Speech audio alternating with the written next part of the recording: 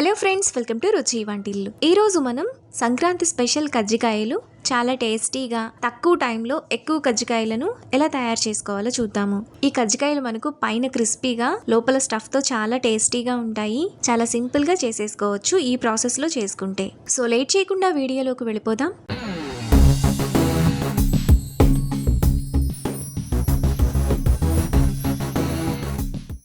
ముందుగా కజ్జికాయలు చేసుకోవడానికి ఈ కొలతల్ని మనం ఫాలో అయితే పిండి మిగలకుండా ఉంటుంది, లోపల స్టఫ్ కూడా మిగలకుండా రెండూ సమానంగా సరిపోతాయి. ఈ కజ్జికాయలు చేసుకోవడానికి 3 కప్పుల మైదా, 2 కప్పుల పుట్నాల పప్పు, అరకప్పు ఎండు కొబ్బరి ముక్కలు, 2 కప్పుల బెల్లాన్ని తీసుకోవాలి.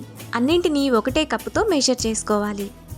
తరువాత ఒక మిక్సింగ్ బౌల్ తీసుకొని అందులోకి మైదా వేసుకోవాలి. తరువాత టేస్ట్కి తగినంత ఉప్పు. ఇప్పుడు 2 టేబుల్ స్పూన్ల ఆయిల్ను బాగా వేడి చేసుకొని పిండిలో వేసుకొని కలుపుకోవాలి.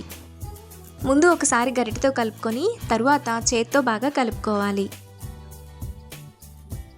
ఇలా కలుపుకున్న తర్వాత అందులో కొద్ది కొద్దిగా నీళ్లు పోసుకుంటూ పిండిని చపాతీ పిండి కంటే కొంచెం గట్టిగా కలుపుకోవాలి. నీళ్లను ఒకేసారి పోయకుండా కొద్ది కొద్దిగా పోసుకుంటూ కలుపుకోవాలి. పిండిని ఇక్కడ చూపిస్తున్నట్టు ఈ విధంగా కలుపుకోవాలి.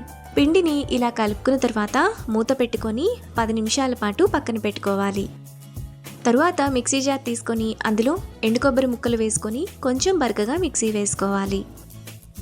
ఎండు కొబ్బరిని ఇలా వేసుకున్న తర్వాత ఒక బౌల్లోకి తీసుకొని పక్కన పెట్టుకోవాలి. ఇప్పుడు అదే మిక్సీ జార్లో పుట్నాల పప్పు, బెల్లం వేసుకొని కొంచెం బరకగా మిక్సీ వేసుకోవాలి.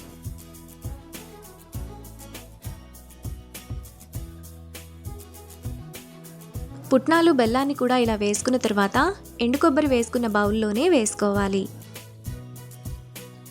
ఇప్పుడు 1 టీ స్పూన్ యాలకుల పొడి వేసుకొని కొబ్బరి, పుట్నాల పప్పు, బెల్లం కలిసేలా బాగా కలుపుకోవాలి. ఇలా కలుపుకున్న తర్వాత కజ్జికాయల్లోకి స్టఫ్ రెడీ అయిపోతుంది.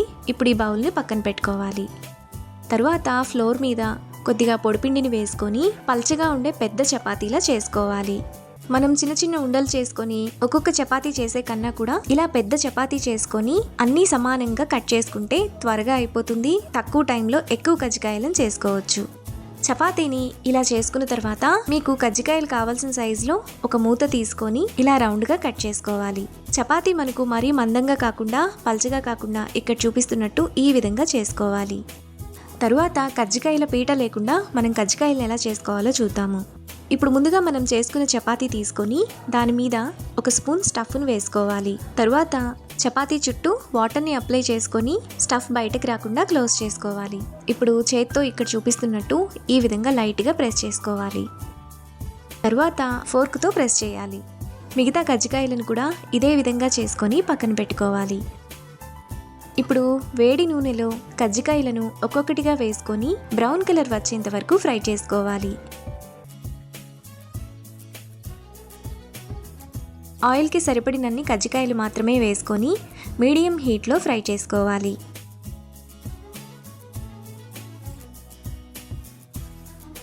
కజ్జికాయలు ఈ కలర్లోకి ఫ్రై అయిన తర్వాత వాటిని బౌల్లోకి తీసుకొని పక్కన పెట్టుకోవాలి. రెండోసారి ఫ్రై చేసుకోవాలనుకున్నప్పుడు ఆయిల్ హీట్ కొంచెం తగ్గిన తర్వాత వేసుకొని సేమ్ ప్రాసెస్లో ఫ్రై చేసుకోవాలి.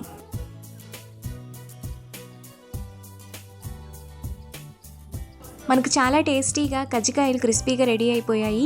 ఇప్పుడు వీటిని ఏదైనా ఎయిర్టైట్ డబ్బాలో స్టోర్ చేసుకుంటే 20 రోజుల పాటు ఫ్రెష్గా ఉంటాయి. అంతే, ఎంతో సింపుల్గా టేస్టీగా చేసుకునే సంక్రాంతి స్పెషల్ కజ్జికాయలు రెడీ. ఈ రెసిపీని మీరు కూడా ట్రై చేసి మీకు టేస్ట్ ఎలా కుదిరిందో నాకు కామెంట్స్లో షేర్ చేయండి. ఈ వీడియో కనుక మీకు నచ్చినట్లయితే లైక్ చేసి, షేర్ చేసి, సబ్స్క్రైబ్ చేయండి.